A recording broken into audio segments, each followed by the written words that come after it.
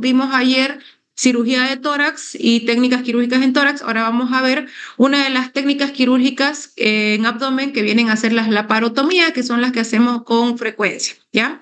Dentro de las generalidades del abdomen, importante solamente un recordatorio, no nos olvidemos que la importancia del abdomen es que este contiene órganos vitales y obviamente también tiene funciones que van a permitir el funcionamiento del cuerpo en general. Dentro del contenido, la cavidad abdominal, sabemos que alberga el estómago, el hígado, o sea, todo lo que viene a ser las estructuras gastrointestinales, páncreas, riñones, vesícula biliar, entre otros. Y por tanto, y lo vamos a ver más adelante, cualquier tipo de incisión o de abertura que nosotros hagamos en el abdomen va a depender de la patología que tenga el paciente y por tanto también la dirección que ésta tome, ya sea oblicua, recta, mediana o transversa, porque van a ser los tipos de incisiones que vamos a ver en abdomen, también van a depender de él. Dentro de los límites internos del abdomen, el límite superior va a ser el diafragma. No nos olvidemos que este músculo va a dividir el tórax del abdomen. En la parte inferior vamos a tener el estrecho superior de la pelvis. Déjenme colocar mi puntero. Aquí está. ¿Ya? En la parte superior vamos a tener el diafragma, en la parte inferior vamos a tener el estrecho superior de la pelvis, ya en algunas literaturas van a encontrar como abdomen y pelvis, ya, pero aquí nos estamos dirigiendo directamente a la cavidad abdominal como tal. Por la parte posterior vamos a encontrar como límite interno la columna lumbar y bueno, por la parte anterior la piel o la pared abdominal propiamente dicha. ¿Qué viene a ser esta? La pared abdominal como tal tiene varias capas. Fíjense ustedes que cuando nosotros ingresamos a cavidad abdominal tenemos que hacer una incisión o nuestra incisión prácticamente corta todas estas estructuras y bueno, hay algunas incisiones que incluso pueden llegar a ser más agresivas. E incluso obviamente también van a tener un poco más de complicaciones como por ejemplo son las hernias incisionales. Entonces cuando vemos la pared abdominal que viene por la parte anterior del abdomen, vamos a encontrar la piel, el tejido celular subcutáneo con su fascia de Camper y Scarpa, la fascia profunda de Gallaudet, el músculo recto, oblicuo mayor, menor, el transverso, la fascia transversalis, la grasa preperitoneal y hasta llegar al peritoneo. También es importante la identificación de estas estructuras porque muchas veces también el hecho del cierre adecuado de estas estructuras va a evitar de que más adelante el paciente pueda tener complicaciones como son más frecuentemente las hernias. Ahora, esta parte también se las he puesto un poco adelantándome, quizás ya lo hayan visto anteriormente en semiología, por ejemplo, pero para nosotros como cirujanos de abdomen es importante valorar y recordar siempre la topografía del abdomen, ¿no es cierto?, cómo está dividido. En algunas literaturas ustedes lo van a encontrar como que tiene 9 cuadrantes, en otras literaturas lo van a encontrar que tiene 4 cuadrantes. Rina, por favor, si lo puede apagar su micrófono. En otra lo pueden dividir como en mi abdomen superior, en mi abdomen inferior o en mi abdomen derecho o en mi abdomen izquierdo. En sí, dentro de lo que vamos a encontrar o de la sugerencia que yo les doy, esta clasificación o esta división topográfica de los 9 cuadrantes que incluye epigastrio, ambos hipocondrios derecho e izquierdo, mesogastrio, ambos flancos ya derecho o izquierdo, hipogastrio y ambas fosas ilíacas derecha e izquierda, van a ser en realidad como que las zonas topográficas que van a ayudar un poquito más a tratar a identificar las diferentes patologías o problemas abdominales que pueda tener el paciente y de esa forma también, si necesitaran, por ejemplo, de un tratamiento quirúrgico, poder hacer una incisión mejor dirigida y así también poder resolver mucho mejor el problema. Respecto a la definición de laparotomía, porque ustedes van a escuchar mucho ese término cuando estén en su rotación de cirugía en su internado rotatorio, una laparotomía como tal no es más que una vía de acceso a la cavidad abdominal, es decir, abrir las paredes abdominales y el peritoneo para poder examinar los órganos abdominales que puedan estar teniendo algún problema, diagnosticar el problema como tal y obviamente resolverlo o darle un tratamiento definitivo. Esta palabra viene del griego láparon, que significa flanco, y tome, que significa corte. También anteriormente, en vez del término laparotomía, se usaba el término celiotomía, que actualmente no lo van a escuchar mucho. Personalmente no lo uso, no lo he escuchado a mis jefes usarlo, pero sí anteriormente se utilizaba celiotomía, que celion significa abdomen, también del griego, y tome significa corte, es decir, una incisión de la pared abdominal en cualquier región. Ahora, es importante también un poquito aquí de historia, la laparotomía, la primera laparotomía practicada fue en Estados Unidos en el año 1809 por el doctor McDowell, que fíjense, el doctor McDowell era ginecólogo, no era cirujano como tal, y la primera laparotomía que se hizo fue para la extracción o la exéresis de un quiste de ovario. En relación a las indicaciones, cuando es necesario hacer una laparotomía, la primera indicación es obviamente para poder acceder a un órgano intraabdominal que pueda estar teniendo algún tipo de patología y que ponga en riesgo la vida del paciente. Va a permitir la vía de drenaje, como una vía de drenaje para colecciones líquidas principalmente. Y bueno, también en algunas situaciones podemos hacer mini laparotomías para poder, en caso los estudios diagnósticos de imagen no nos ayuden mucho y es necesario nomás directamente ingresar o puedan ser confusos, se puede utilizar también este método como un método diagnóstico, que en algunos casos también lo van a escuchar cuando lleven cirugía 3 como un lavado peritoneal diagnóstico. Ahora, el tipo de incisión que uno elija de acuerdo a estas indicaciones, pues tiene que permitir el acceso rápido y directo y una exposición adecuada para ya sea ese órgano o ese líquido que se quiera extraer o para poder hacer un diagnóstico adecuado de la situación que está teniendo el paciente. Otra cosa importante a tomar en cuenta entre las características de la incisión que se haga es que se debe poder ampliar si fuera esta necesario, porque muchas veces tendemos a hacer incisiones pequeñas y a veces nos queda muy pequeña, especialmente cuando el paciente es obeso y necesitamos un campo operatorio mayor. Entonces hay que valorar que más adelante, si vemos la necesidad, ampliar la incisión, es decir, hacerla un poco más grande si es necesario. Reparación de manera resistente es lo que yo les comentaba con respecto a la pared. Es muy importante hacer una buena reparación y justamente ahí no solamente incide el hecho de la parte anatómica del paciente, sino también su característica y obviamente la técnica quirúrgica e incluso el hilo en algunas ocasiones que puede utilizar el cirujano. Y obviamente tratar el resultado estético que viene así como que por adherencia no es uno de los objetivos principales, es como les comentaba en el tema de técnicas quirúrgicas de tórax, ¿no es cierto? Si bien podemos valorar o tratar el que tenga un mejor resultado estético, no por dejar un resultado estético mejor vamos a dejar de hacer un tratamiento adecuado. Entonces ya vamos a ver que incluso a veces haciendo una técnica adecuada, el paciente mismo tiene predisposición a cicatrizaciones aberrantes, que ya lo vamos a ver en el siguiente tema, como queloides o cicatrices atróficas o hipertróficas, y no necesariamente son resultado de una técnica quirúrgica o una incisión mal hecha. Ahora, ¿cuáles son los requisitos para una incisión abdominal adecuada? Como les decía, que sea de acceso rápido, directo al proceso, y es ahí donde importante también les ayuda la anatomía topográfica, cómo identificar, ¿no es cierto?, de acuerdo a las signos, sintomatología que tenga el paciente y que les diga dónde es la molestia para que también nosotros podamos identificar y poder hacer una buena incisión. El campo adecuado, es decir, que se pueda prolongar aquí como está, que pueda yo dirigirla o aumentar de tamaño si fuera necesario. Importante también lesionar el número mínimo de nervios motores para evitar problemas en el paciente posteriormente.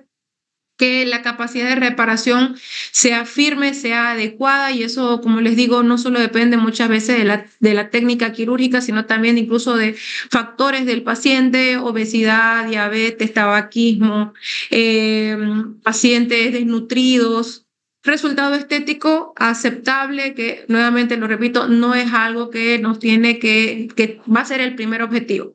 ¿Cuáles son los factores que determinan la elección de una incisión? Nuevamente, aquí, ¿cuál viene a ser el órgano afectado? La capacidad del equipo quirúrgico. No es lo mismo, ojo, una cirugía de emergencia que una cirugía programada. Y eso creo que ya también se lo repetí muchas veces cuando hablamos de los tipos de cirugía, de la urgencia, de la emergencia o si se trata de una cirugía programada también, del tamaño del paciente, si el paciente es obeso o si el paciente es muy delgado. O también incluso puede llegar a influir el hecho de que el paciente ya tenga una cicatriz anterior y que incluso muchas veces en emergencia o también en situaciones programadas, cuando ya tiene una incisión previa el paciente y el órgano que se va a operar tiene características de ubicación similares, también podemos utilizar o ingresar por la misma incisión sin necesidad de hacerle una nueva herida al paciente. Dentro de la clasificación entonces de las incisiones vamos a tener las verticales, ya que como dice su nombre van a estar paralelas, ¿no es cierto? O son longitudinales. Las que son transversales, que son las que están horizontales, oblicuas, aquellas que son tóraco-laparotomía, es decir, que comprometen tórax y abdomen, y otras que puedan llegar a ser también combinadas. Dentro de las verticales, como ustedes pueden ver aquí en la imagen, ya pueden ser mediana y paramediana. Mediana es cuando prácticamente son realizadas en la línea media, aquí la línea media del abdomen, entre medio de ambos músculos rectos prácticamente. En cambio, cuando hablamos paramediana, como dice su nombre, para, ¿no es cierto? Creo que ya también lo habíamos hablado en tórax, para significa al lado, es decir, al lado de la línea media. Esa incisión, ya vamos a ver más adelante, puede llegar a ser un poco más eventrógena porque prácticamente se realiza sobre la misma estructura de los tejidos musculares, entonces eso nos puede traer un poco de problema.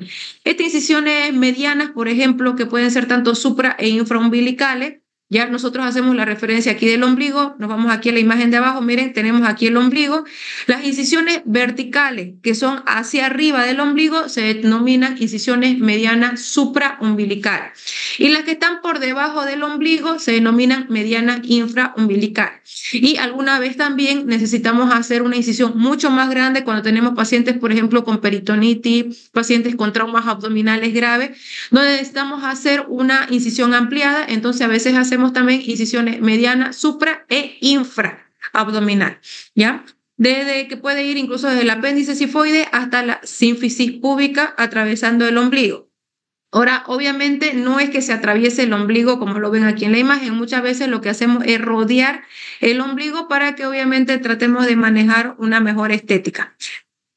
Más fácil de ejecutar y de cerrar. Esta es una incisión rápida que se utiliza bastante en el tema de emergencia cuando necesitamos hacer alguna cirugía, incluso en el tema de cesáreas de emergencia también. Las infraumbilicales medianas. Tiene mínima destrucción de los nervios, puesto que pasa principalmente sobre la parte más fibrosa o más rígida de los nervios, de los músculos rectos, y por tanto también es un campo avascular, lo cual hace de que sea menos sangrante que el resto de las incisiones. Las paramedianas, como les decía aquí, fíjense, son las que están al lado de la línea media. Ya pueden situarse 1.5 a 2 centímetros de la línea media. En este caso no seccionan nervios motores, no provocan daños reversibles, pero sí llegan a seccionar tejido muscular. Miren, acá les muestro una incisión paramediana. Ya, aquí, por ejemplo, las paramedianas también toman como referencia el ombligo. Las que son por arriba del ombligo y están al lado de la línea media se llaman paramediana supraumbilical derecha, paramediana supraumbilical izquierda, o las que están por debajo del ombligo, paramediana infraumbilical derecha o izquierda. Entonces también depende de eso. Cicatrizan más rápido por la irrigación de los rectos. Bueno, ahí tengo un poquito de capaz no estoy muy de acuerdo, pero es lo que dice lo que dice parte del libro del doctor. La cicatrización sí es buena, pero como les digo, respecto a las posibles consecuencias, puede llegar a ser más eventrógena, es decir, producir más cantidad de hernias que la mediana propiamente dicha. Las paramedianas también, aquí lo que decía, superiores, las que se utilizan, por ejemplo, pueden ser para cirugía de hígado, vías biliares, gastrectomías. Las inferiores, que se utilizan más que todo para cirugías de colon, sigmoidectomía, genitales, para cirugías de genitales femeninos.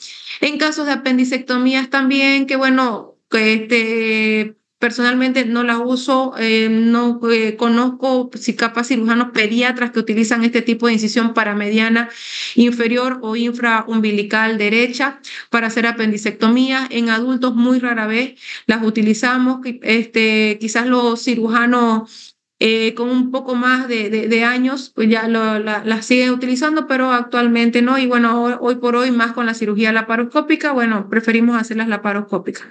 Transrectales, que se realizan sobre el músculo recto anterior, Se debe seccionar a una distancia de 2 centímetros de su borde medial. Eso puede ayudar bastante a que no se seccionen tanto el músculo y así también evitar las hernias más adelante. Y las pararrectales externas son las que se realizan sobre el borde externo del músculo recto anterior, como por ejemplo la incisión de Halagier. Aquí tenemos, fíjense, en la parte de arriba, paramediana, ¿ya?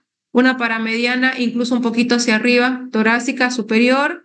Y bueno, acá lo que estábamos diciendo, por ejemplo, en el caso de los transrectales o pararrectales, lo que se hace directamente para poder evitar la sección del músculo es irnos directamente por el borde interno o el borde externo.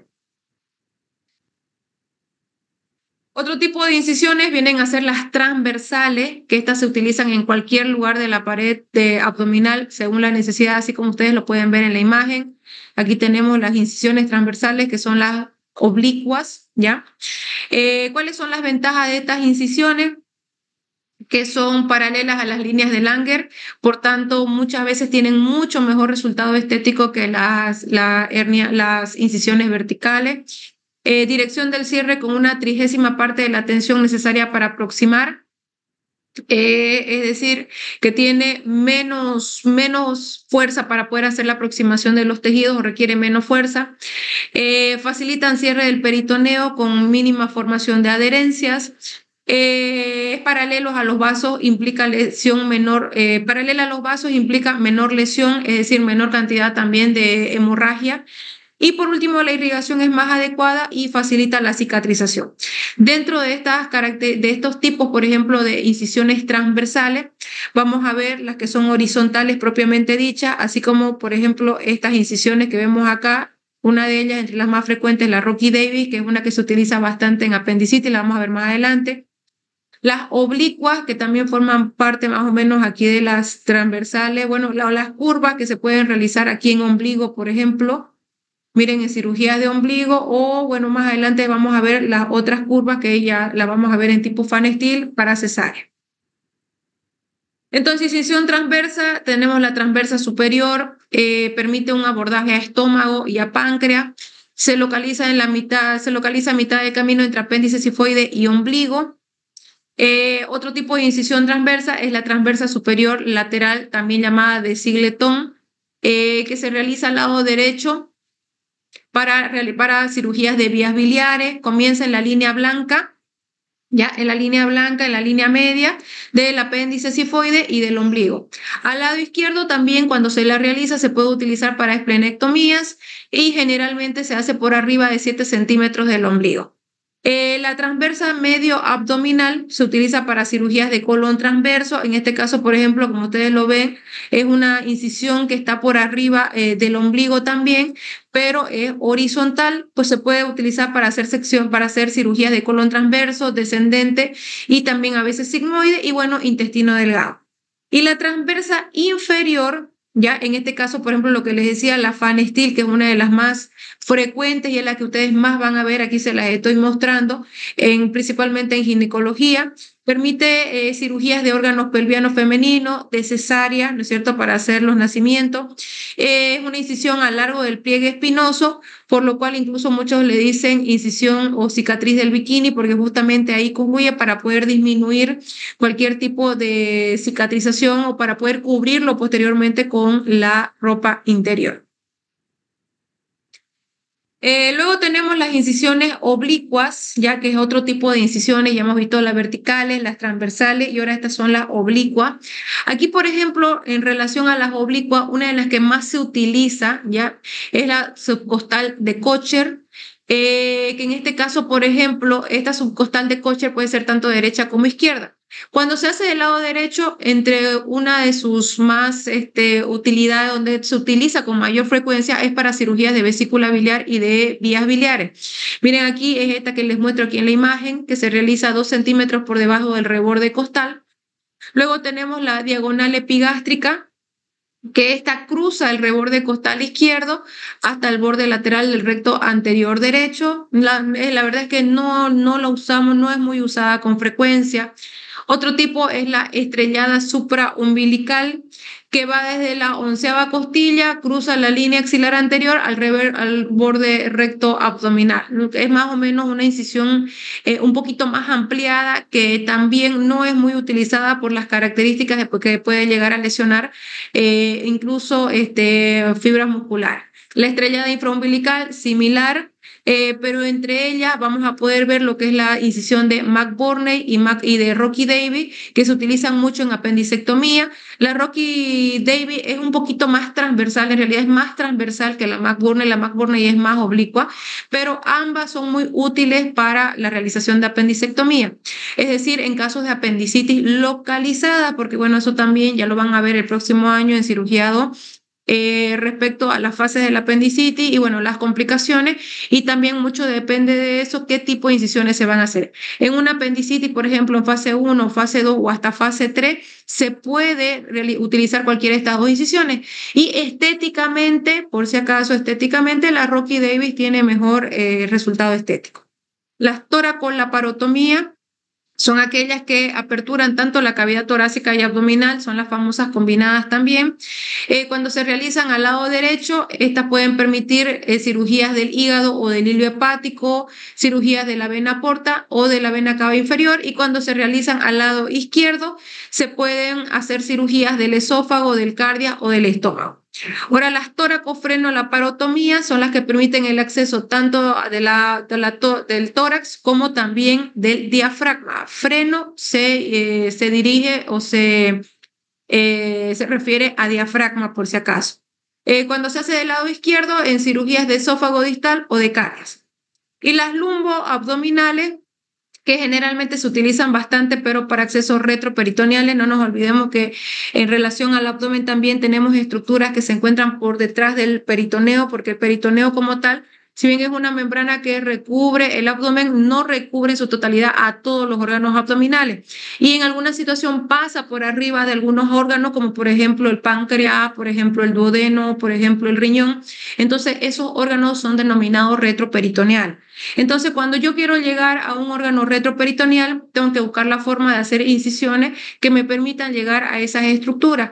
Aquí, por ejemplo, acceso retroperitoneal es la lumboabdominal, ya que es un poquito más lateral, donde voy a operar riñón, pelvis, uréter, vena cava, aorta abdominal, que hay una porción de la aorta abdominal que está retroperitoneal, cadena simpática, o también cuando se quieren identificar tumores retroperitoneales. Aquí, miren, esta es una incisión de Rocky Davis, lo que les decía, ya, que es una incisión relativamente pequeña. Y las combinadas, entre ellas la incisión de Bevan, ya esta incisión de Bevan, por ejemplo, es una incisión de palo de hockey, se utiliza también bastante para cirugías de hígado, de vesícula biliar y de las cirugías biliodigestivas o biliopancreáticas. Las cirugías de Mayo-Robson, que son estas acá, que también son combinadas, que combinan la parte de tórax y abdomen. En bayoneta de Kerr, que aquí también la tenemos, es una cirugía que también se puede utilizar bastante en el tema de trasplantes hepáticos o de cirugías biliopancreáticas. Y las incisiones también de Río Branco, bueno, que no encontré imagen de Río Branco, pero creo que en el libro sí también. Ahí quería mostrarles otro tipo de indicaciones. Estas son las de las incisiones combinadas. Aquí les muestro cuáles son las más utilizadas. Dentro de las incisiones más utilizadas tenemos la incisión media o la incisión mediana, tanto supraumbilical, infraumbilical o la que es combinada supra-infraumbilical. No se olviden que esas son las incisiones que en general, por su característica de que se pueden hacer con mayor rapidez y permite como tal una mayor exposición de ambos abdómenes, tanto abdomen derecho como izquierdo. Entonces es una de las más utilizadas. La paramediana se utiliza, pero actualmente o estadísticamente capaz en menos cantidad. En todo caso, como les digo, con la aparición de la cirugía laparoscópica, ya se han disminuido la cantidad de incisiones paramedianas. En cambio, las paramedianas sí se siguen utilizando con gran frecuencia, especialmente en emergencia. La subcostal derecha que es aquí esta, la C, como ustedes pueden ver, que es la más utilizada en el caso, por ejemplo, de cirugías de vesícula y de vías biliares. Incluso son cirugías que ustedes van a ver de forma constante en su internado rotatorio porque las seguimos haciendo. La subcostal bilateral, ya, que fíjense también llamada incisión de Chevron, que la van a pillar, incisión de Chevron, que se puede utilizar para tanto vesícula, vías biliares, para páncreas, para estómago. También con extensión, bueno, con la línea punteada también se puede extender en la bilateral. Rocky Davis, que es la que yo les comentaba, la Rocky Davis es esta de acá, esta pequeña que es transversa, que justamente se identifica cerca del punto apendicular, pero dentro de las características de la Rocky Davis es que es una incisión pequeña y que en general es más dificultoso hacer la extensión de esta incisión. Es decir, que si yo la aperturo más o la amplío, ya puedo llegar a producir mayor sección muscular y bueno, eso puede ser producir la magia ventrógena. Entonces ahí ya pierde, por ejemplo, esa característica de ser más estética que, por ejemplo, la McBurney, que es esta acá, la F. Ya esta es la McBurney, que es un poco más oblicua. Transversales, como por ejemplo la extensión, la línea del lado flanco derecho, flanco izquierdo, son cirugías que se hacen con menos frecuencia. Por ejemplo, este tipo de incisiones o a veces también de forma circular las hacemos cuando tenemos que hacer colostomías, cuando tenemos que abocar un sector del colon, ya al lado derecho y al lado izquierdo cuando es de un intestino delgado preferentemente.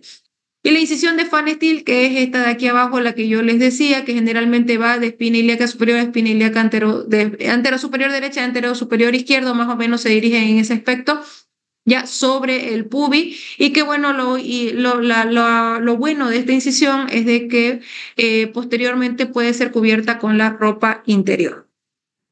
Bueno, chicos, eso sería en el primer tema. No sé si tienen alguna pregunta sobre la parotomía o incisiones en cirugía abdominal.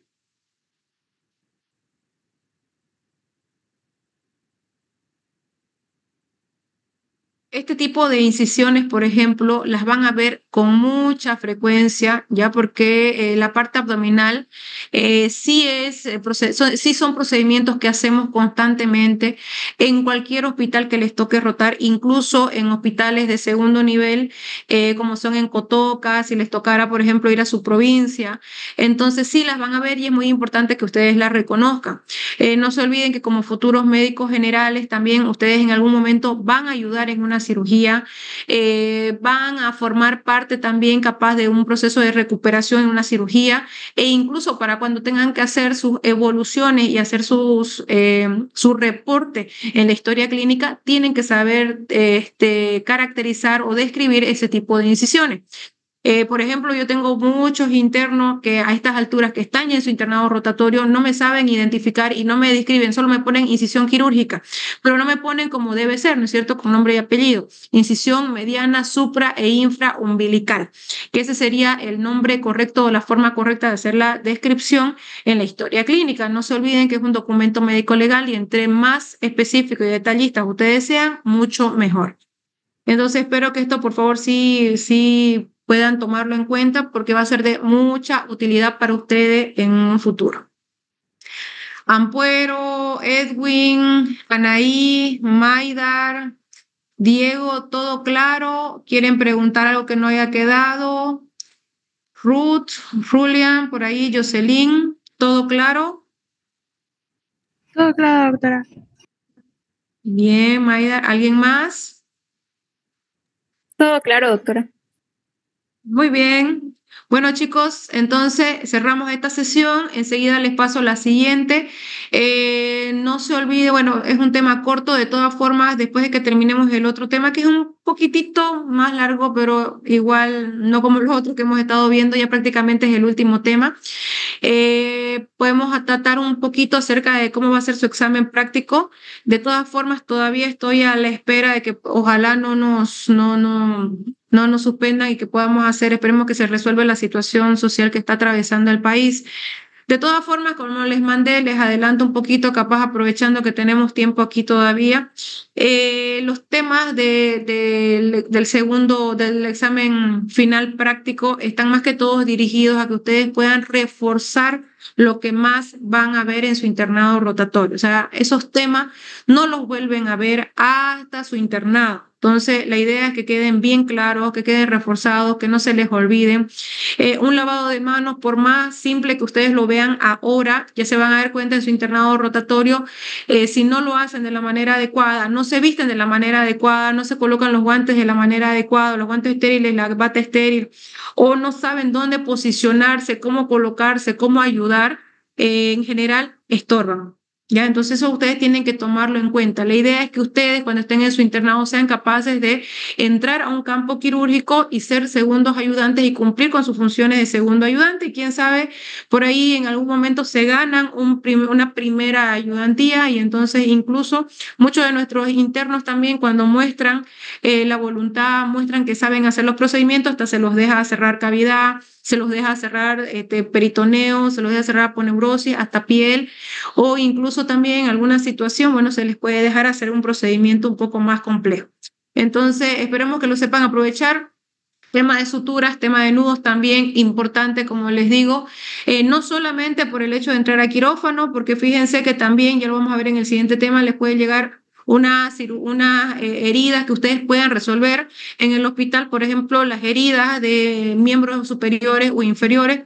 El residente ya solamente cuando ve que el interno tiene la destreza, tiene la agilidad y obviamente tiene las ganas de aprender y hacerlo, ya directamente solamente lo supervisa. Entonces es importante que ustedes sepan también y tener esa confianza y esa seguridad para que llegue el momento lo puedan realizar, ¿ya? Ahora sí, chicos, vamos a cerrar esta sesión y les paso, no se olviden entrar al mismo link en unos 10 minutitos para que sigamos con el otro tema. Último tema, que se trata del tratamiento general de las heridas. Este es un tema bastante importante porque es un tema que van a ver constantemente en su internado rotatorio, porque no se olviden que nosotros como cirujanos, todo el tiempo estamos haciendo cirugía, entonces todo el tiempo van a tener que lidiar con el tema de las curaciones, el seguimiento postoperatorio de los pacientes y algunos que ya vienen obviamente con heridas de tipo infecciosa por otras causas y no necesariamente por una cirugía anterior. Cuando hablamos de una herida, importante que ustedes tomen en cuenta, no nos olvidemos que es una solución de continuidad en la superficie de los tejidos o de un órgano que puede ser consecuencia de un traumatismo. Aquí en este caso, por ejemplo, cuando hablamos de traumatismo, tenemos que tomar en cuenta también de que si ustedes recuerdan cuando hablábamos de una incisión es también como un trauma que se está realizando sobre una estructura, pero obviamente es como un traumatismo que viene a realizarse con el objeto de poder dar una solución a un problema que ya está establecido. Pero también existen otras situaciones, como por ejemplo heridas ya de tipo infecciosa, así como por ejemplo, miren aquí las úlceras, que lo van a ver bastante, especialmente en el tema de los pies diabéticos, por ejemplo, que también dan lugar a soluciones de continuidad, pero obviamente las características van a ser diferentes, pero muchas veces el tratamiento puede llegar a ser algo similar, ¿ya? El objetivo del manejo de las heridas es importante para que de esta forma también al dar un buen manejo o al hacer un buen manejo se pueda ayudar a la restauración adecuada y la continuidad de las funciones tisulares. Ya vamos a ver que ahí es importante. Miren aquí, por ejemplo, les muestro cómo después de un traumatismo, ¿no es cierto?, cómo se va revitalizando el tejido y cómo puede llegar a quedar, a reducir el mínimo las infecciones que se puedan presentar en las heridas, reparar la deformidad cosmética mínima. En este caso, lo mismo, muchas veces pensamos, ¿no es cierto?, que quede estéticamente bien, pero no siempre es el objetivo principal y eso es lo que tienen que ustedes también enseñar muchas veces a los pacientes para que así de esa forma el paciente no espere, porque a veces el mismo paciente tiene características o tiene predisposición a tener queloide o a tener algún tipo de cicatrización anormal y no necesariamente por el tratamiento o el manejo que se le haga. Distinguir las heridas que precisan cuidados especiales. Hay algunas heridas que incluso se tienen que realizar curaciones hasta 2 o 3 veces en un día y mucho va a depender principalmente del proceso infeccioso que éstas tengan. Respecto a la clasificación, las heridas se pueden clasificar según el agente vulnerable.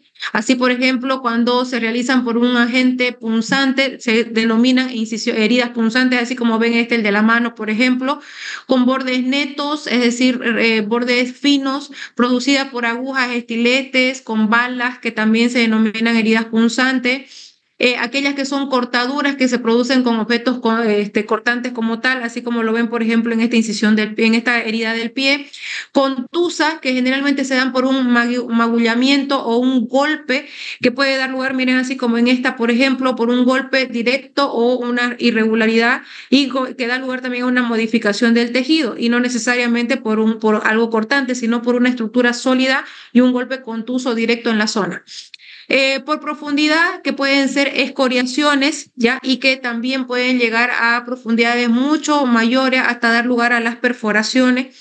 Así, por ejemplo, miren en este caso, por ejemplo, los empalamientos. Por su forma, aquí tenemos las heridas tipo escal, que ya en algún momento también las van a ver, que muchas veces estas heridas tipo escal se producen en pacientes con traumas o accidentes de tránsito, que lo hemos visto mucho, donde hay lesiones que principalmente lesionan el estrato subdérmico en la convexidad de la cavidad craneal, principalmente se presentan a ese nivel y producen un despegamiento, ¿no es cierto? Como un despegamiento superficial de la piel, así como lo pueden ver aquí, es prácticamente como si fuera un colgajo que se produce y más que todo a nivel de la cabeza. Por su dirección, también la dirección de las líneas de tensión de la piel o las fuerzas de distracción, también se pueden clasificar los tipos de herida. Ahora, en relación a la curación del tejido o la cicatrización de las heridas, vamos a ver que las heridas en su proceso de cicatrización cursan por 3 fases. La primera fase, que es la fase de coagulación e inflamación, donde existe una respuesta inmediata y se da durante los primeros 5 días. Es una fase vascular, ya que se caracteriza por un aumento de permeabilidad vascular, ¿ya?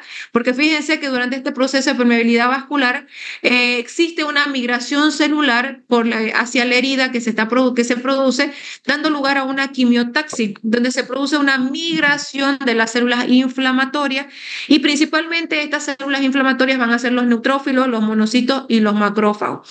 Asimismo, también estos tipos de células dan lugar a la secreción de ciertas citocinas y factores de crecimiento para ayudar a que el tejido empiece con su proceso de recuperación más o menos o su proceso de cicatrización. Importante también que gracias a la activación de estas células migratorias empiezan a producirse destrucción de bacterias, impiden también la colonización de las mismas y obviamente la degradación de detritos de bacterias o alguna sustancia tóxica que pueda llegar a producir una complicación de esta primera fase. La segunda fase es la llamada proliferativa, ¿ya? Esta fase ya dura desde el día 5 hasta el día 14 más o menos. En esta fase, por ejemplo, ¿qué es lo que se ve principalmente? Es la producción de fibroblastos, los cuales proliferan, decimos proliferan porque empiezan a dividirse, ¿no es cierto?, a multiplicarse y dan lugar a una formación de una matriz. Aquí está, mire, la formación del tejido, lo que nosotros llamamos tejido de granulación, que muchas veces este tejido de granulación tiene como una estructura más rojiza, más limpia, que se va acumulando dentro del tejido, que incluso muchas veces lo vemos primero como una capa que incluso pueda superar el resto de la piel, pero que a medida que va llegando a la tercera fase ya vamos viendo que se va remodelando. Esa fase, por ejemplo, de la proliferación de fibroblastos se denomina fibroplastía y puede llegar a durar entre 2 y 3 días. Además de eso, se forma el tejido de granulación, como les decía, gracias a esta proliferación de fibroblastos, dando una formación de capilares abundante. No se olviden que esta formación de capilares, que estamos hablando de que va a haber una angiogénesis, es decir, una producción de vasos sanguíneos que ayudan a una mejor irrigación de ese tejido. Y eso se va a producir más o menos al 5.º día. En algún momento creo que les comenté que no se olviden que todo lo que sangre esté vivo. Y eso quiere decir que van a haber células que van a atraer y van a ayudar a la formación de ese tejido para una mejor cicatrización. Además de eso, importante, los fibroblastos que han proliferado, que se han multiplicado, liberan colágeno. Ese colágeno es importante porque no nos olvidemos que es una proteína que va a constituir una parte importante del tejido conjuntivo, ¿no es cierto?, para la conexión de todas las estructuras de la piel para, obviamente, su cicatrización. A eso, por ejemplo, se denomina reepitelización gracias a esa formación de colágeno. Y bueno, esta formación de colágeno alcanza su máxima hasta el día 7, pero puede llegar incluso hasta el día 9. Y por último tenemos la fase 3. Ya en esta fase 3 hay una remodelación, lo que yo les decía, a veces incluso aquí como se ve en la imagen puede haber así como un tejido de granulación exuberante que puede superar el resto del tejido, así como lo pueden ver ustedes aquí, por ejemplo.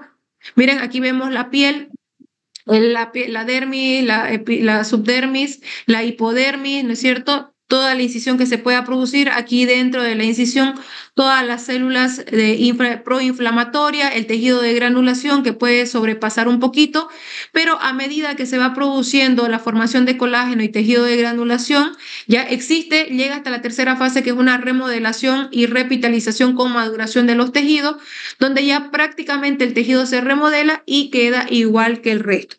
Se produce a partir de los 14 días. Hay un tejido de granulación que prácticamente ya se convierte en una cicatriz propiamente dicha. Aquí, por ejemplo, miren en la imagen que les muestro, al día 0 cómo se ve la herida, al día 2 cómo ya va yendo en un proceso inflamatorio y de vascular o hemostático, en el 3 que ya se va produciendo una mayor contracción. Aquí ya tenemos, por ejemplo, la formación del tejido de granulación y por último ya cuando se va cerrando la herida, donde ya prácticamente está en tercera fase, ya está remodelado el tejido. Aquí, por ejemplo, es importante tomar en cuenta que en esta fase 3, ya, mucho va a depender del tiempo que haya pasado. Muchas veces los pacientes piensan que al día 7 o 10, que es lo que retiramos los puntos, así que si ustedes recordarán cuando hablamos de postoperatorio, habíamos dicho que parte del seguimiento, ¿no es cierto?, es hacer el retiro de los puntos al tercer o al séptimo o 10.º día. Pero muchas veces los pacientes piensan que hasta ahí es la cicatrización ya definitiva y no es así. Entonces, muchas veces tenemos que esperar un poquito más, ¿no es cierto?, para una cicatrización ya profunda. Y para estar seguros de que ese tejido ya va a estar prácticamente de las mismas características o de la misma calidad que el resto del tejido del paciente. Es así que la herida, por ejemplo, a las 3 semanas restablece o tiene una resistencia del 15 al 20% del tejido original. Es decir, todavía es un tejido debilitado hasta las 3 semanas. Ya hasta las 4 semanas puede tener una resistencia de hasta el 60% del tejido original, pero todavía no tiene un 100%, es decir, que hasta ahí, por ejemplo, el paciente puede llegar a tener una hernia, por ejemplo, si fuera una cirugía de abdomen. Y bueno, ya llega a una resistencia original del 70 al 90% hasta los 2 meses, aquí faltó hasta los 2 meses. Por eso es que muchas veces nosotros le decimos a los pacientes que traten de cuidar cuando son incisiones muy grandes, ya sea en abdomen o en cualquier parte del cuerpo, incisiones que superan los 15 centímetros, los más de 10 o 15 centímetros, entonces es mejor decirles que esperen hasta los 2 meses para que así la resistencia original de su tejido llegue a un 100% de capacidad y de esa forma se evite cualquier complicación. Miren aquí entonces en este cuadrito que está bastante interesante. Cuando hablamos de las fases de cicatrización de las heridas, hablamos de 3 fases: la fase inflamatoria, la fase proliferativa y la fase de remodelación. En la fase inflamatoria vamos a tener 2 subfases, que es la fase hemostática y la fase inflamatoria. Hemostática, donde se produce una vasoconstricción, ¿no es cierto?, para poder disminuir el sangrado. Creo que ya lo habíamos visto, similar a como sucede en el proceso de coagulación. En una primera fase hay una contracción o un espasmo vascular para ayudar a cerrar, ¿no es cierto?, el vaso y así evitar mayor sangrado. Inflamación, porque hay una liberación de células, principalmente los neutrófilos, los monocitos y los macrófagos, ¿no es cierto?, para atraer mayor cantidad o liberar mayor cantidad de citocinas proinflamatorias. En la fase proliferativa ya tenemos el proceso de granulación, epitelización y fibroplasia, donde hay una vasodilatación celular y empieza el acúmulo de colágeno dentro del tejido para que ya se vaya formando el tejido de granulación. Y por último, en la fase de remodelación ya prácticamente tenemos un tejido que está empezando a contraerse, es decir, a cerrarse o a aproximarse, para que de esa forma también se lleguen a madurar las células, en este caso las células de fibroblasto y el colágeno que se está formando. Respecto a la matriz, miren ustedes, en una fase inflamatoria solamente tenemos colágeno tipo 3, que es un colágeno todavía debilitado, no es el colágeno adecuado para una herida, por eso es que todavía hasta esta parte o hasta este punto, esta herida todavía sigue siendo una herida debilitada. En una segunda fase, todavía tenemos fibronectina, que todavía tampoco es un colágeno adecuado. Y por último, hasta llegar a la fase de remodelación, donde ya prácticamente ese colágeno ya se ha consolidado y ya se forma como un colágeno tipo 1, que es mucho más reforzado, y obviamente ya eso le va a dar la resistencia original al tejido después de que se haya producido el proceso de cicatrización. Respecto a la fuerza tensil, lo que les decía, en primera instancia, al tercer día o hasta las 3 semanas, un 30% de fuerza tensil. Y miren, hasta los 2 años, que en realidad empieza a partir de los 2 meses, ya se puede llegar a un 90% de la fuerza tensil o hasta un 99%. En relación a la cicatrización anormal de las heridas, hay que tomar en cuenta de que no siempre las cicatrizaciones son todas adecuadas o son todas normales. También va a depender mucho de ciertas circunstancias, como por ejemplo si la herida tiene necrosis o isquemia por problemas locales. Miren aquí, por ejemplo, en este caso, y por eso es que es importante que ustedes sepan hacer una buena sutura, porque muchas veces este tipo de heridas se dan por suturas muy apretadas, muy ajustadas, que le quitan la irrigación a la piel, y miren, esto puede dar lugar a estas consecuencias, ¿ya?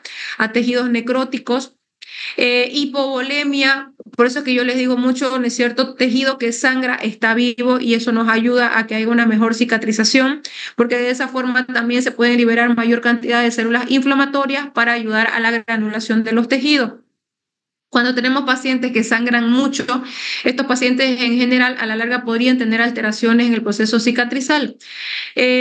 Pacientes por hemorragia con hemostasia inadecuada, que tengan problemas de coagulación, pacientes con presencia de cuerpos extraños. Por eso es importante también que cuando les llegan pacientes con heridas que puedan tener astillas, vidrio o contaminación de cualquier otro tipo, es importante hacer un buen lavado, lo vamos a ver más adelante, hacer un buen lavado, una buena limpieza de la zona para evitar unas malas cicatrizaciones. Paciente diabético por sus problemas de microangiopatías, ¿no es cierto? Estos pacientes lamentablemente tienen de entrada ya una dificultad en la cicatrización, tardan en cicatrizar. Si un paciente normalmente hasta los 2 meses ya puede tener una cicatrización adecuada con una mayor fuerza tensil, un paciente diabético puede llegar a tardar hasta 6 meses, y peor todavía si no tiene un buen control de su glicemia. El hecho de una hipoxemia o una disminución de la llegada de oxígeno también puede ser un problema para el proceso de cicatrización, puesto que las células sanguíneas, como ustedes saben, necesitan de oxígeno para poder cumplir con sus funciones. Pacientes con insuficiencia renal, pacientes o la utilización de fármacos tóxicos, pacientes desnutridos con deficiencia de vitaminas y deficiencias de minerales, entre ellas, por ejemplo, vitamina C, que es bastante necesaria para la producción, para una buena cicatrización, principalmente por la producción de colágeno, no se olviden. Y bueno, el uso excesivo de fármacos antiinflamatorios como diclofenaco, ibuprofeno, paracetamol, que pueden dar lugar también a malas cicatrizaciones. Aquí otra vez, nuevamente, factores que afectan la cicatrización: edad, principalmente pacientes añosos. No se olviden que a medida que uno va creciendo, el tejido se va volviendo de peor calidad, ¿no es cierto? Va perdiendo la calidad. En todo caso, también entonces el colágeno ya no va a tener una característica ideal. Pacientes desnutridos, cuando es por procesos traumáticos, enfermedades metabólicas, diabetes mellitus, hipertensión arterial, obesidad, pacientes inmunodeprimidos como pacientes VIH, pacientes con cáncer, pacientes tuberculosos, pacientes que tengan ya de entrada problemas del tejido conectivo, ya, y el tabaquismo, que también no se olviden que el tabaquismo afecta principalmente a la formación de colágeno. Otros factores locales que pueden afectar la cicatrización son las lesiones mecánicas, infecciones, los edemas, las isquemias, El uso de agentes tópicos, mucho cuidado con eso. Ahí, por ejemplo, el café, ¿no es cierto? Que no sé si alguno ha visto en el tema, por ejemplo, de las quemaduras, que la gente le echa pasta dental a las heridas o que le echan a veces café cuando ven que está sangrando. Entonces, esas situaciones, lastimosamente, a la larga pueden llegar a interrumpir el proceso de cicatrización. El uso de la presencia de cuerpos extraños también, lo que yo les comentaba, cuando tienen vidrio, astilla, cuando tienen otro cuerpo extraño también, por eso es importante hacer una buena limpieza, que ya lo vamos a ver más adelante. Respecto a la formación de cicatrices, bueno, necesaria de 6 a 12 meses para poder verificar bien si es que realmente el paciente está o no está con una alteración de una cicatriz. Puede haber cierre de cicatriz más ancho por cierre inadecuado o por dehiscencia de sutura. Eso puede pasar también en algunas circunstancias. Pero como les digo, ahí, por ejemplo, sí mucho va a depender de la técnica quirúrgica, del tipo de punto, tipo de sutura que utiliza el paciente, el médico, por ejemplo, el especialista, o algunas veces también por el tipo de hilo que se utilice. Contracturas, por ejemplo, de cicatrices que se producen o de heridas que se producen a nivel articular y que cicatrizan, le pueden quitar un poquito de restricción a la movilización. No nos olvidemos que las zonas de articulaciones son zonas muy móviles, la rodilla, el codo, la muñeca, por ejemplo, ¿no es cierto? Los dedos. Cuando se producen las cicatrices, por ejemplo, las heridas a esos niveles pueden llegar a cicatrizar produciendo pliegues articulares y dificultando la movilización de esa articulación. Entonces, muchas veces lo que se necesita en ese caso es fisioterapia de forma temprana para ayudar a que el tejido colágeno que se está formando, se está remodelando, se acople al movimiento normal. Cicatrices hipertróficas, fíjense así como vemos esta aquí, la de imagen, que son cicatrices más gruesas y un poco elevadas, se pueden llegar a corregir con intervenciones quirúrgicas, ya, pero en ciertas circunstancias pueden volver nuevamente a producirse de las mismas características y en otros pacientes en general se pueden llegar a corregir de forma definitiva. Los queloides, los famosos queloides, por ahí debe haber alguien que tenga la tendencia a queloides, que se desarrollan por lesiones superficiales.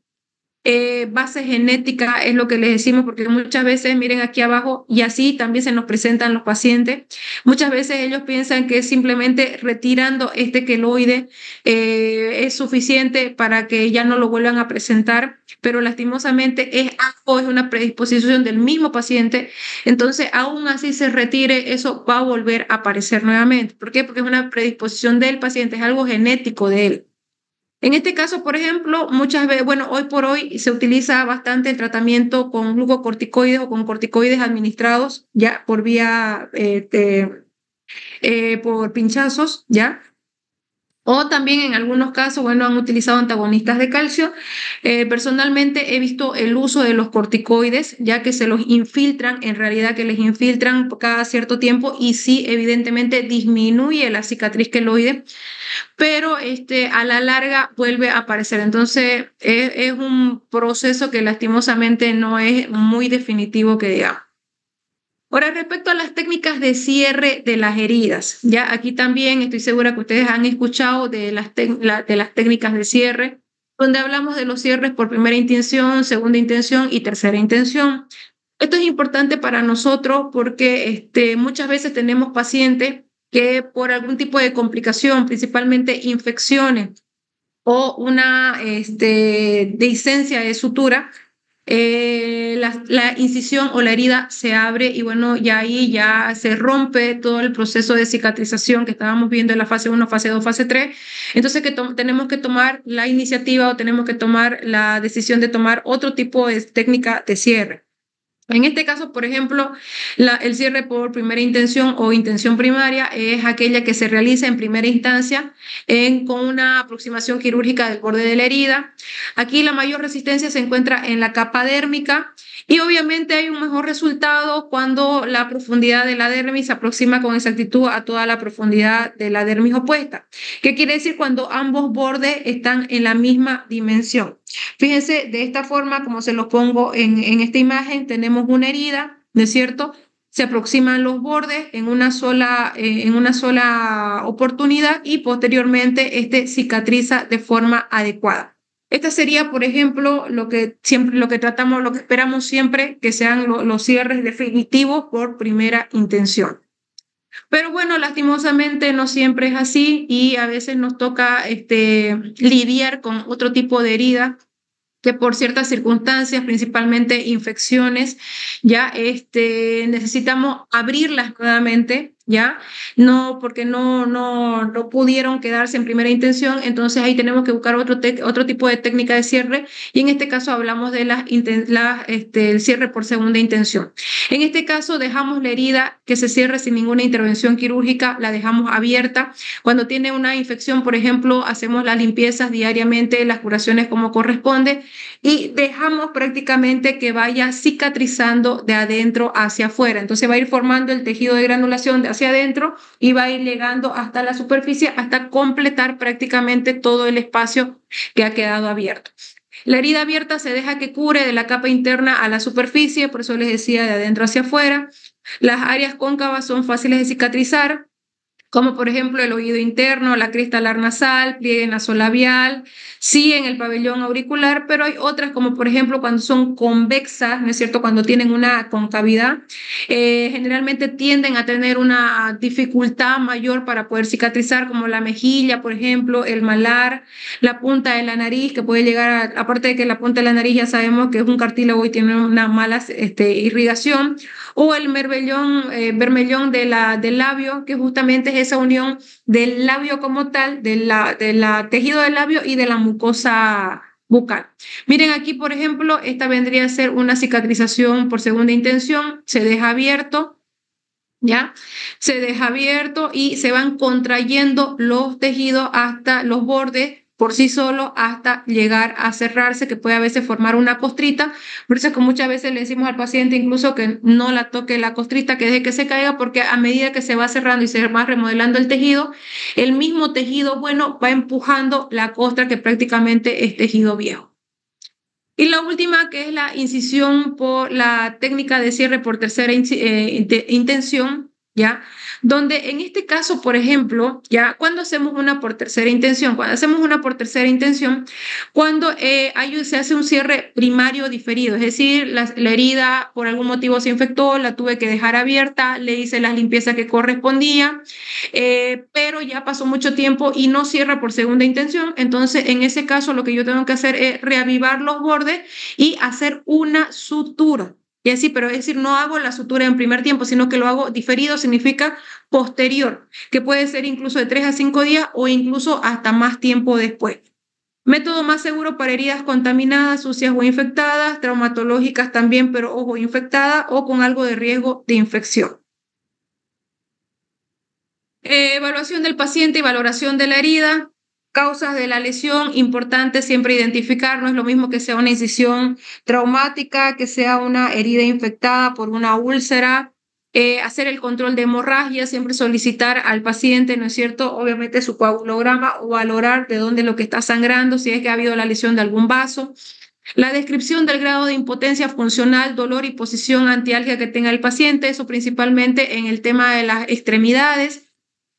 Momento de la lesión, eso también es importante siempre preguntar al paciente, porque a veces hay pacientes que vienen con un día de evolución que se la cortaron ayer y recién están viniendo ahora. Entonces, por ejemplo, en esos casos hay que tomar la previsión de que quizás ya una sutura por primera intención puede ser que no tenga las mismas características o la misma evolución.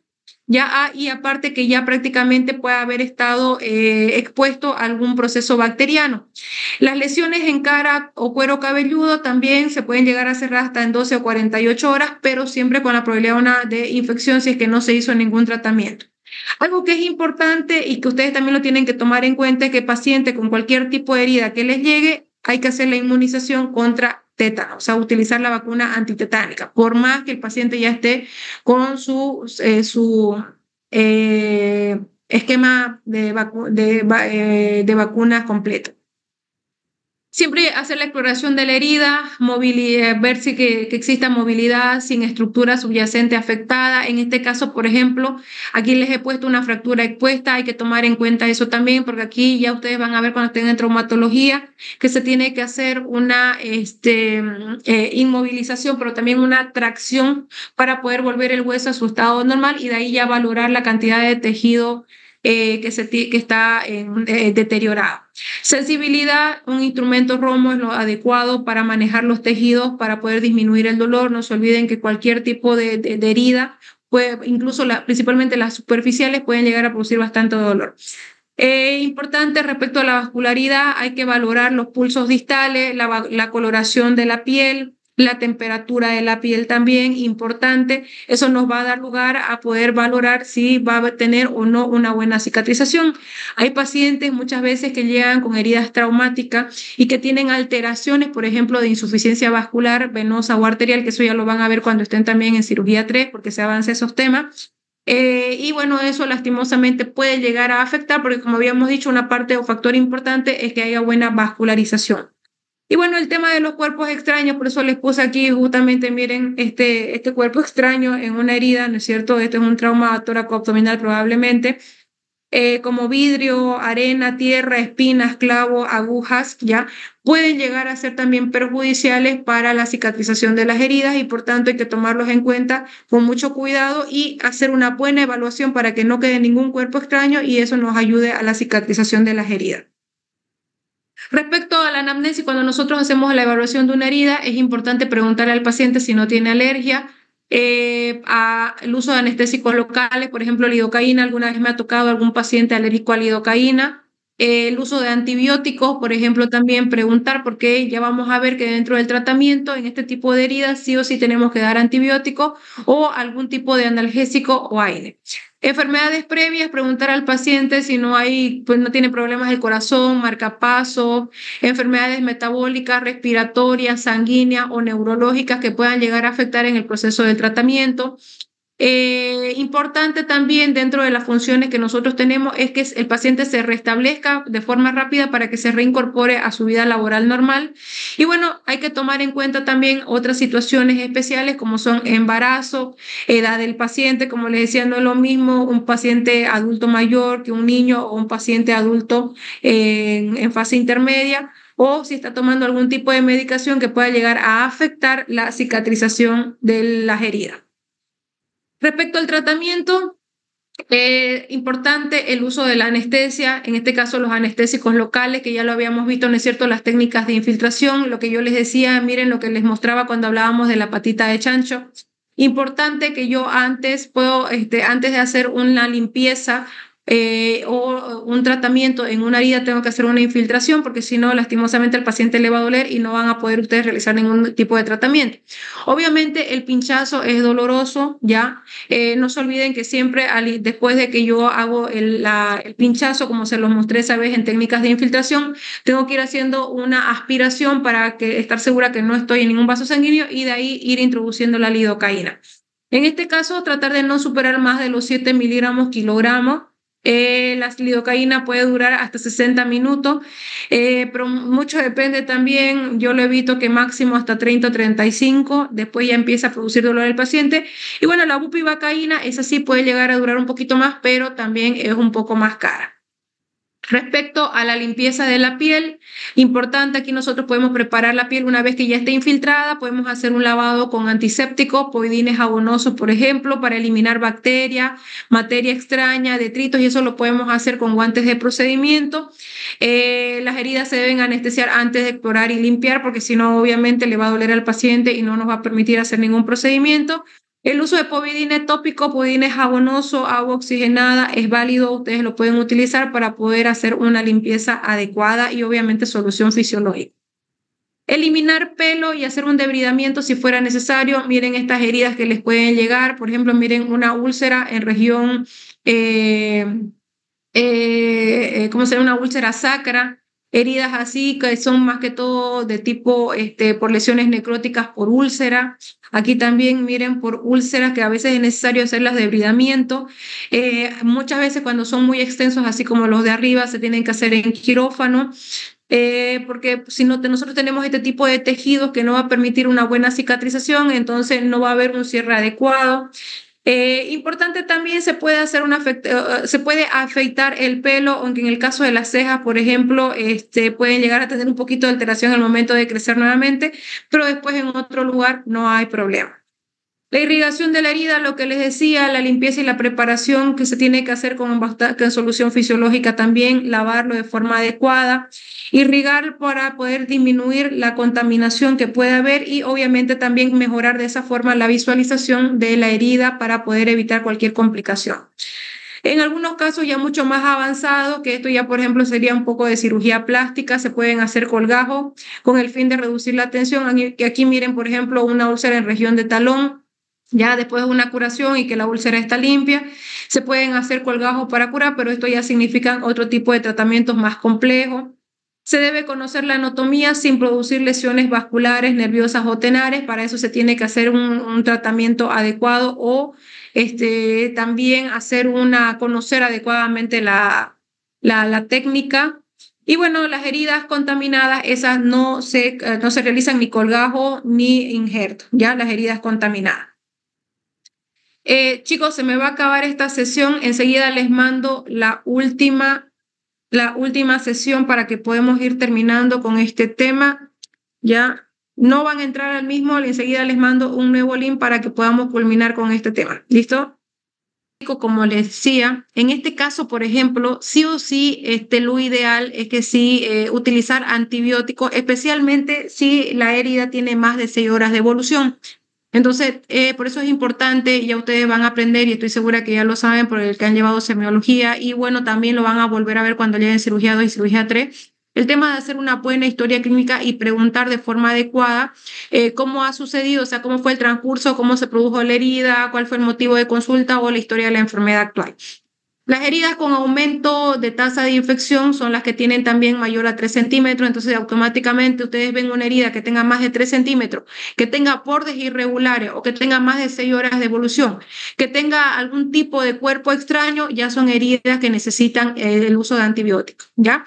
Puesto que si no se usa el antibiótico, estas están predispuestas a procesos infecciosos y bueno, eso obviamente va a retrasar la cicatrización y principalmente cuando el paciente también tiene enfermedades autoinmunes, valvulopatía o cardiopatía. En caso de mordedura, ojo ahí con las mordeduras, por ahí alguna vez me han preguntado, en el tema de las mordeduras, no nos olvidemos que las que más se presentan son mordeduras por can, mordeduras por gato, mordeduras también por mono, alguna vez ha llegado, que lastimosamente pues son heridas que se consideran de entrada ya contaminadas, por más que el paciente venga con 15 minutos de evolución o 30 minutos de evolución, son heridas contaminadas. Y más hay que tomar en cuenta incluso ahí si el animal mordedor es conocido o desconocido, y en ese caso incluso si fuera hasta desconocido, ahí ya pasa también a un tema de programa rabia, donde ya hay que incluso valorar la necesidad dependiendo de la forma que tenga la herida, porque a veces son heridas con bordes irregulares, que son bastante agresivas, entonces requieren incluso hasta de la vacuna. También el hecho de la profundidad es importante tomarlo en cuenta. Cuando son heridas muy profundas también vale la pena iniciarles antibióticos. Y bueno, lo que estábamos hablando, la profilaxis antitetánica, heridas viejas contaminadas, producidas por metales oxidados, por ejemplo, principalmente aquellos que pisan clavo, por ejemplo, puedan tener basura, que puedan estar también expuestas, por ejemplo, a heces o a aguas servidas. Tierra se debe administrar 3 dosis cada 10 años o por lo menos una dosis en ese momento que es el tetanol. Y bueno, respecto al tratamiento ya también definitivo respecto a las suturas, en este caso, por ejemplo, la viabilidad de allá. La viabilidad es importante tomar en cuenta cuando yo hago una sutura, valorar la viabilidad de los bordes. Creo que ya en algún momento también les expliqué, ¿no es cierto? Cuando tengo bordes irregulares, cuando yo hago una vuelta de infiltración, incluso puedo yo directamente con la tijera Metzenbaum mejorar esos bordes para que así de esa forma también la cicatrización sea mucho mejor en el paciente. Entonces tengo que tomar en cuenta eso. Importante, Angie Maidar, por favor, si puede apagar su micrófono a mitad. Evitar la tensión. Esto sí es muy importante y creo que se lo estuve diciendo bastante durante las prácticas de sutura, porque cuando uno hace mucha tensión en el momento de suturar, le quita irrigación a los bordes y lo que pasa es lo que les mostré en las fotos anteriores, que prácticamente se necrosan los bordes y posteriormente hay que estar haciendo debridamiento de los tejidos y hacer ya un cierre por tercera intención. Técnicas especiales como plastías, colgajo o injerto, bueno, eso ya es un poquito más de subespecialidad. Generalmente ya nosotros lo derivamos al cirujano plástico para que estéticamente y obviamente también funcionalmente pueda quedar mejor, especialmente cuando es alguna zona de mayor movilidad como codo, como pie, rodilla, por ejemplo. Y otra cosa que también siempre estuve constantemente diciéndole la elección del material. Es qué tipo de hilo voy a utilizar, si es hilo absorbible, no absorbible, monofilamento, polifilamento, para qué tipo de tejido. Si es aponeurosis, un polifilamento absorbible, por ejemplo, va bien, un hilo bicril. Si es piel delgada, piel fina, el número de hilo, puedo utilizar, por ejemplo, un mononylon, que sabemos que es el que entre sí el estándar que se utiliza, pero el número, ¿qué número de hilo? Si es cuero cabelludo, por ejemplo, un mononylon 2.0 va bien, un mononylon 3.0 va bien. Si es cara, si es rostro, puedo utilizar hasta un 5.0 también porque es más delgado. En mano o en extremidades, un 3 o 4.0. En abdomen también 3 o 4.0 van bastante bien. Entonces, eso ya, de acuerdo a la experiencia, ya uno va obteniendo más o menos, ya va conociendo cuáles son las características, pero incluso también dependiendo de cada paciente.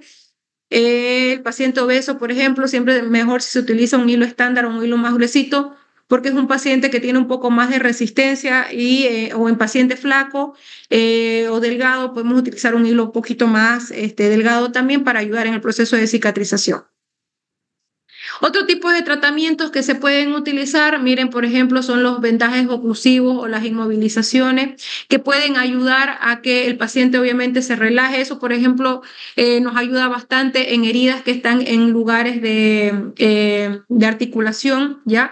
Así de esa forma lo ponemos en una posición neutra, por ejemplo, y al estar en una posición neutra nos ayuda bastante a una mejor cicatrización. Ahora, ojo con esos pacientes que tienen, por ejemplo, como les decía, cicatrices hipertróficas, cicatrices queloides. A esos pacientes sí o sí hay que ayudarlos con fisioterapia porque si empiezan a cicatrizar de esa forma, en una forma neutra, después va a ser dificultoso hacer los movimientos.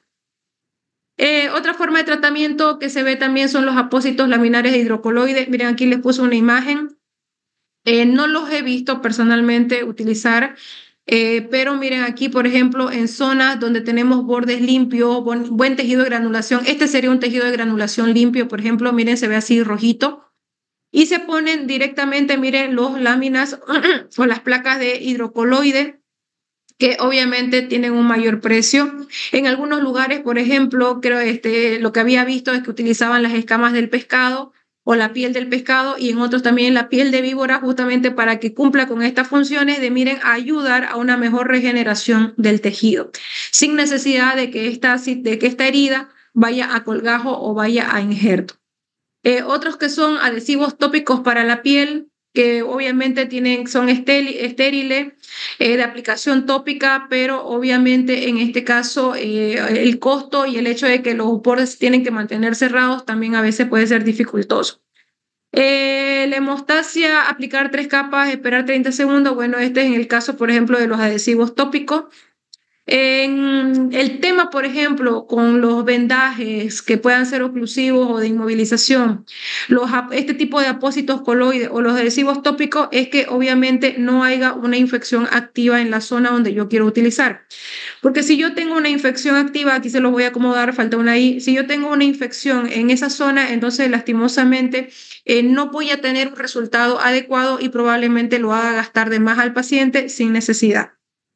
Otra, por ejemplo, es el cianoacrilato o el formaldehído que también se pueden llegar a usar, pero en lugares o en superficies mucosas no da el resultado. El cianoacrilato funciona así a veces como un pegamento, ya un pegamento para pegar el tejido, pero si hay infección o es mucosa, que es una zona húmeda, lastimosamente no tiene buen resultado, ¿ya? o en áreas de mucha tensión también, como por ejemplo articulaciones no, porque en algún momento el paciente va a empezar a movilizar la zona y obviamente esos bordes pueden volver a aperturarse.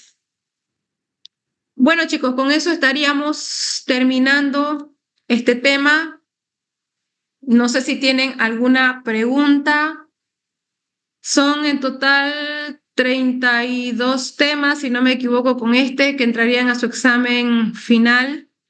Si no me equivoco, son alrededor de 7 u 8 temas, capaz un poquito más que entran al tercer parcial. De todas formas, yo les voy a mandar la lista de a partir de qué temas, lo que tienen que, bueno, ya tienen que estar preparándose y estudiando para su tercer parcial. Entiendo que el contenido es mucho, chicos, pero bueno, creo que es una materia bastante activa. He visto que varios han aprovechado no solo la parte práctica, sino la parte teórica. No todos, pero sí varios.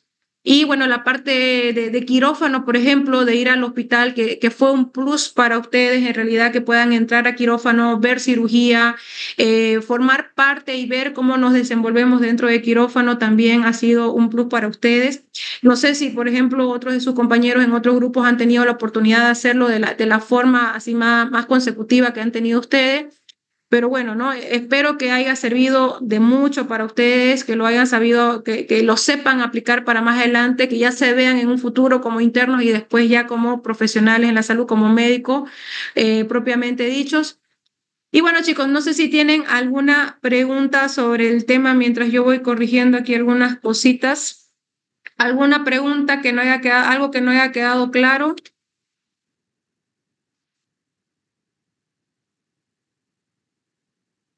Alison, Anaí, por ahí Franklin, Rodrigo, Jocelyn. ¿Alguna pregunta que tengan? Keila, Mariana, Joel, Claudia, Diana, ¿alguna pregunta?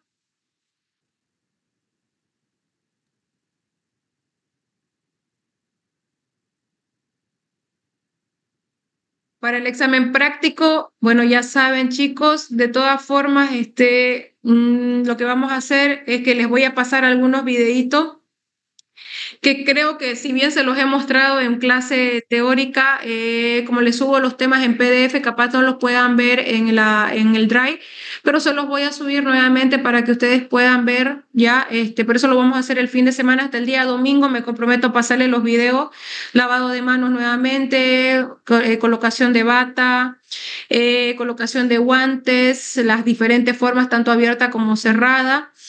La asistida también y la autónoma, después también de suturas, los puntos de suturas de los videos que pude conseguir, que los demás los hemos hecho en clase, de los nudos también les voy a pasar los videos para que ustedes puedan ir repasando, aunque también sé que ustedes, bueno, muchos han tenido la iniciativa de grabarse, ¿no es cierto? O de grabar la clase práctica y bueno, para que puedan ir recordando. ¿Algo más, chicos, que me esté olvidando, por favor, para que me hagan acuerdo? Doctora, del tercer parcial mandaron lista del temario y hay algunos temas que no los encuentro en el libro, por ejemplo, el segundo que es procedimiento médico quirúrgico, ¿de dónde estudiaría? Bien, procedimiento médico quirúrgico en realidad se refiere a lo, ¿cómo se llama? Porque yo también lo busqué, eh, a la colocación de a venopunción, punciones superficiales, venotomías. A eso se refiere procedimientos técnico quirúrgicos. Ahora, otra cosa bien que me dijo, el tema, por ejemplo, de cirugía laparoscópica es el tema que ya vimos, eso tenía que hacerles acuerdo que ya vimos cuáles son los instrumentos, ¿no es cierto?, que se usan en cirugía laparoscópica, eso lo hemos visto en instrumental quirúrgico. Entonces, para que también lo tomen en cuenta y vuelvan a repasarlo, lo voy a buscar, no me acuerdo qué número de tema es, pero ahí también les he puesto todo. Incluso también hemos visto un poco de historia de cirugía laparoscópica, eso también ya lo hemos avanzado. Entonces, solamente recordar un poco, en el libro del doctor No he visto un tema de cirugía laparoscópica como tal, como dice, ¿no es cierto?, en el último temario del tercer parcial, pero me imagino que se refiere al primer tema ese que vimos de cirugía laparoscópica, donde ya hablamos, ¿no es cierto?, de las pinzas, ya hablamos de cómo viene formada la torre de laparoscopía, cómo son los trócares y, bueno, cuál es la función de la cirugía laparoscópica. ¿Alguna otra pregunta, Jaime? Entonces, ¿vemos del video de sus clases esos temas que no los encontramos en el libro? ¿O nos pasa sus diapos? Ya están en el Drive todas las diapositivas, Jaime. ¿No las ha revisado nomás usted? Ya, gracias, doctora. Listo, de nada. Doctora, buenas tardes. Una preguntita más. El día jueves ya es nuestro examen final práctico y va a mandar la cartilla, la hojita que sabemos imprimir para el examen o no esta vez. Exactamente. Sí, la tengo que mandar. Eso la voy a mandar hasta el día domingo, yo creo. El tema es que como llegué, me incorporé el día miércoles y bueno, estuve haciendo los temas para poder terminar. Así que no hay problema, igual eso yo se lo voy a pasar hasta el día domingo para que ustedes sepan y vamos a coordinar con los auxiliares. Como les comenté, lo que me preocupa es que como no sabemos cómo va a estar la situación del país respecto a combustible, respecto a lo que ustedes ven que estamos viviendo ahorita, no sé si va a haber clases normales hasta la próxima semana. Entonces hay que ver también si por si acaso no se suspende su examen teórico, porque todo tendría que ser la siguiente semana. Así que de todas formas vayan preparándose. Yo les voy a subir todo este contenido que tenemos pendiente hasta el día domingo. Tienen todavía ya todo, hasta ayer, hasta técnicas quirúrgicas de tórax ya está en plataforma, ya está en el Drive. Las clases, tanto las diapositivas como los videos. Entonces ya tienen material para ir trabajando.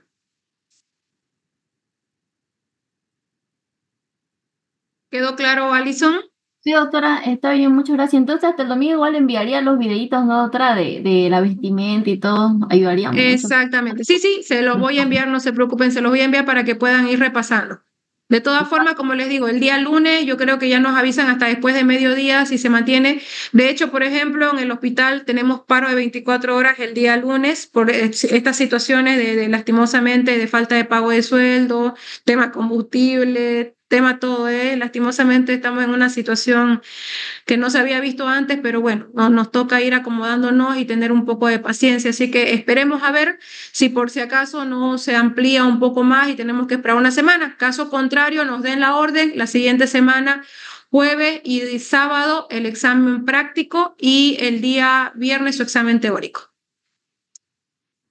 Está bien, doctora, muchas gracias. De nada, Alison. Bueno, chicos, creo que no hay más preguntas. Que estén bien, tengan buen descanso, buen fin de semana, vayan repasando y bueno, hasta el domingo les paso todo el material completo para que vayan preparándose. Buenas noches. Buenas noches, doctora. Gracias, doctora. Doctora.